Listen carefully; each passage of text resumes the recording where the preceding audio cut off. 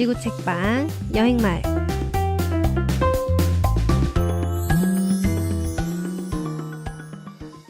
안녕하세요. 지구 책방 여행마을 마을이장 꼬꼬마입니다. 한 주 동안 여러분 모두 잘 지내셨나요? 이번 주는 유난히 오디오 클립 듣고 찾아오신 손님이 많으셨어요. 만나서 반갑다고 격하신 분부터 수줍게 말 걸어주시는 분까지 어떤 얼굴을 상상하셨을진 모르겠지만 와주셔서 너무너무 감사합니다. 앞으로 언제 어디서 올지 모르니까 항상 뿌띠뿌띠 꽃단장 해야겠어요. 듣고 싶은 컨텐츠나 의견 있으시면 언제든지 댓글 남겨주세요. 그럼 네 번째 낭독 시작해볼까요? 듣기 전에 구독과 좋아요 버튼 꾹 눌러주세요.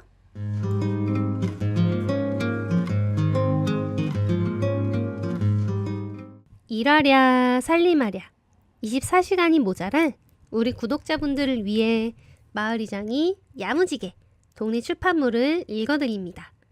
네 번째로 소개하는 낭독으로 책 먹기 도서는 무엇일까요? 두둥! 바로 우리의 초록입니다. 제목처럼 책 자체도 되게 싱그러운 초록색이에요. 이 책을 쓰신 분은 전하영 작가님과 최민준 작가님이세요. 책 소개를 간단히 하자면은 원래 전하영 작가님은 인사의 옹기란 책으로 꾸준하게 독립출판계에서 인기를 모으셨던 분이세요. 두 번째 책은 어떤 이야기를 쓸까 고민을 하시다가 파트너이자 남자친구인 최민준 작가님과 같이 갔던 여행기와 사진을 묶어서 책을 내셨습니다. 코타키 나발루에서 포카라까지 33일 동안 머문 우리의 기록을 약 200페이지에 걸쳐서 꼼꼼하게 엮었습니다. 그들이 여행을 가기 전에 항상 했던 말이 있다고 합니다. 연인이 되던 날 1년 뒤 우리가 원하는 여행을 떠나자. 그리고 봄이 오는 날 여행을 떠나면 우리는 꼭 책을 만들자. 이런 얘기를 하셨다고 하네요. 너무 멋있죠? 그들이 만들어낸 이야기 한번 만나볼까요? 첫 번째 제목은 망고는 어디 있나요? 입니다. 망고? 그 망고 맞습니다. 우리가 먹는 노란색 망고. 흔히 동남아시아에 놀러 가면은 꼭 망고는 먹어봐라 말씀을 하잖아요. 근데 망고가 어디 있다니? 한번 들어볼까요? 우리는 코타키 나발루에 도착한 날부터 망고를 찾아 헤맸지만 만날 수 없었다. 철이 따로 있는지 마트부터 야시장까지 돌아다녀도 망고는 보이질 않았다. 그런데 제셀톤 포인트를 따라가던 길, 우연히 지나가게 된 필리핀어 마켓에서 드디어 노란 망고가 탑처럼 쌓여있는 곳을 발견했다. 망고가 많이 익은 것 같아요. 나는 살짝 딱딱한 걸 사고 싶어요. 라고 말하니 과일 가게 사장님은 큼지막한 망고 몇 개를 골라 하늘색 봉투에 넣어주셨다. 내가 원하는 정도의 말랑함과 상큼함을 가진 망고는 노래를 부르며 춤추고 싶은 맛이었다. 다음 날에도 굳이 멀고 먼 길을 돌아 그 시장에 들렀다.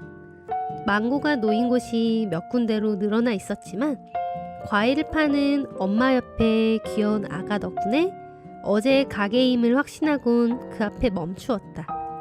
이번엔 2kg을 샀다. 훨씬 불룩하고 무거워진 봉투를 들고선 신나게 걷던 우리 둘. 아침에도 망고, 점심에도 망고, 저녁에도 망고. 꼬박꼬박 밥처럼 챙겨 먹었는데도 여전히 냉장고에 망고탑이 있다니. 여기가 아마 파라다이스일지도 몰라. 부드러운 망고를 입에 넣을 때마다 생각했다. 이야, 망고 맛있죠? 저도 한국에서는 망고가 비싸서 못 먹는데 꼭 현지 가면은 망고 먹어요. 망고 주스든 망고 아이스크림이든 그냥 생망고든 어쩜 그렇게 단지 모르겠어요. 확실히 동남아시아에서 먹는 망고 맛은 한국 돌아와도 잊을 수 없는 것 같아요. 두 번째 제목은 고마운 오후입니다. 무슨 일을 하셨길래 오후가 고마울까? 한번 들어볼까요?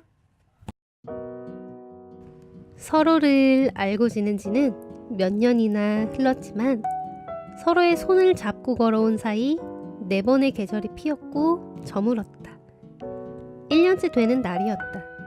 한국말로 부를 수 있는 유일한 축하 노래 생일 축하합니다를 큰 소리로 불러주던 친구들. 그런데 맙소사 친구들이 선물해준 풍선을 손에서 놓쳐버렸다. 커다랗고 빨간 하트 풍선은 하늘 위로 날아갔다. 엘리는 풍선이 먼저 한국에 도착해서 우리를 기다리고 있을 거라며 위로했다. 풍선이 멀리 점이 될 때까지 다 같이 하늘만 쳐다보며 웃었던 오후.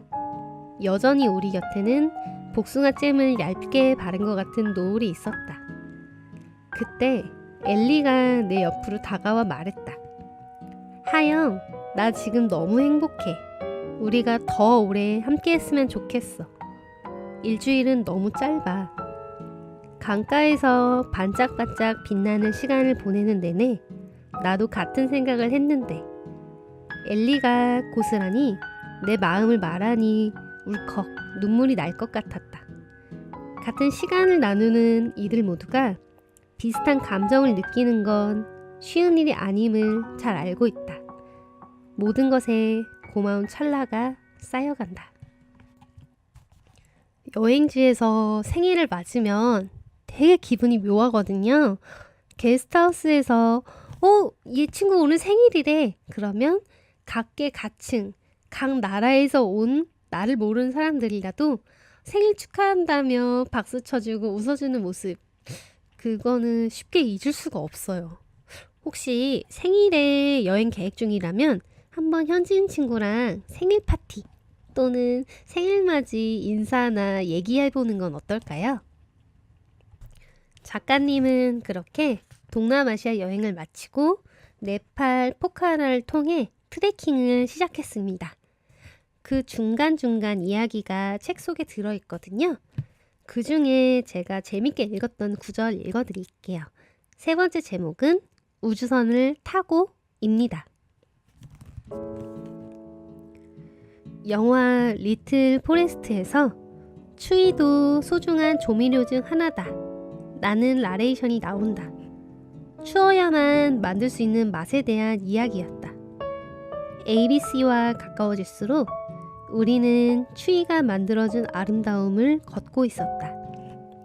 눈이 높게 쌓인 길과 언덕, 그리고 산까지 설탕을 듬뿍 뿌려놓은 것처럼 온통 하얀 눈으로 덮인 세상. 아무도 밟지 않은 눈은 우리가 걸을 때마다 뽀드득 뽀드득 소리를 냈고 눈 위에 스며든 햇빛은 푸르스름한 빛이 되었다. 지구가 아닌 다른 별에 오로지 민준과 나, 그리가 아속, 세 사람만 존재하는 것 같은 순간 우주선을 타고 도착한 낯선 행성에 발을 내디디면 이런 감정이 밀려올까? 보고 있는데도 믿기 어려운 장면이다. 웅장한 히말라야 산맥에 둘러싸이니 그 사이에 서 있는 우리가 너무 작게 느껴진다. 그래서 좋았다. 멀고 먼 우주에서 내려다보면 우리도 그저 작은 하나의 점일 뿐이라는, 그러니 우리에게 주어진 고민도 사실 별것 아니라는, 어렴풋하게 느껴졌던 이 말을 이곳에 와서야 비로소 온몸으로 깨닫게 되어서 말없이 건네주던 깊고 넓은 위안에 닿을 수 있어서. 저 꼬꼬마는 산을 싫어합니다. 네. 완전 어렸을 때 산을 탔다가 미아가 된 적이 있어요. 혹시 그 전라북도 익산 사시는 분들은 미륵산이라고 아실 거세요. 제가 8살 때 거기서 길을 잃어가지고 울며 불며 엄마 아빠 찾고 난리는 6.25 난리도 아니었거든요. 근데 요 글을 읽으니까 한번 등반의 욕심을 내볼까 생각이 들지만 아직도 좀 저시기합니다. 뭐 그러라고 간접 경험하라고 책이 있는 거겠죠? 마지막으로 읽어드릴 구절은 잊지 못할 장면입니다. 정상에 도착하셨나? 왜 잊지 못한다고 할까요? 한번 읽어볼까요? 연애를 시작하고 얼마 되지 않아 민주는 언젠간 함께 네팔에 가자고 했다. 우연히 트레킹을 하게 되었는데 그 기억이 너무 좋아서 나중에 결혼하고 싶은 사람을 만나면 함께 산에 오르는 꿈을 갖게 되었다고 했다. 내가 네팔에 간다고 하자 엄마를 비롯한 주변 사람들은 고개를 갸우뚱했다. 평소 운동과 멀고 먼 네가 할 수 있을까? 너무 무모한 도전 아닐까? 모두 맞는 이야기였지만 그와 함께라면 할 수 있을 것만 같았다. 안나푸르나 베이스 캠프임을 알려주는 표지판이 선명하게 보일수록 자꾸 눈물이 났다. 이제껏 흘렸던 것과는 다른 종류의 눈물이었다. 한참을 울다가 웃다가 사진을 남겨주겠다는 아속 앞에 나란히 선 우리. 갑자기 민준이가 등산 점퍼 앞주머니에서 무언가를 꺼냈다. 그리고는 내 앞에 무릎을 꿇었다. 눈물이 멈추질 않아 그의 얼굴이 흐릿하게 보였지만 목소리는 또렷하게 남아있다. 나와 결혼해줘. 카트만두의 어느 밤 그가 잠시 마트에 다녀오겠다며 나갔던 기억이 난다. 반지 안쪽에 투박하게 새겨진 글자를 보니 어떤 장면이 머릿속에 그려졌다.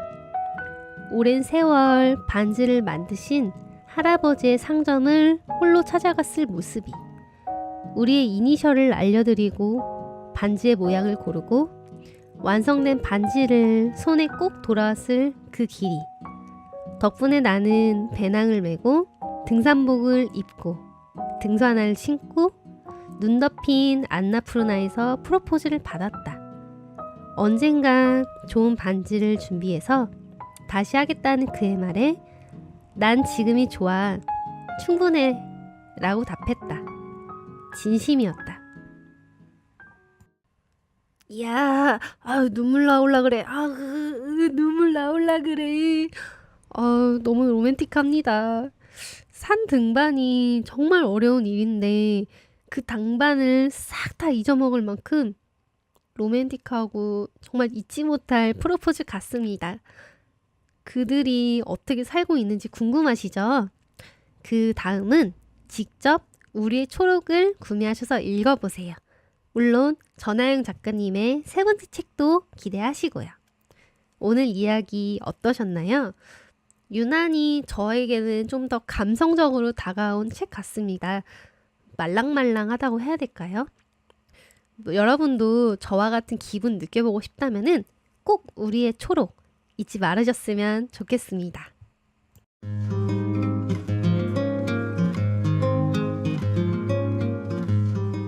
다음 주 더 재미있는 이야기로 찾아오겠습니다. 지구를 완전 공략하는 그날까지 지구책방 여행마을이었습니다.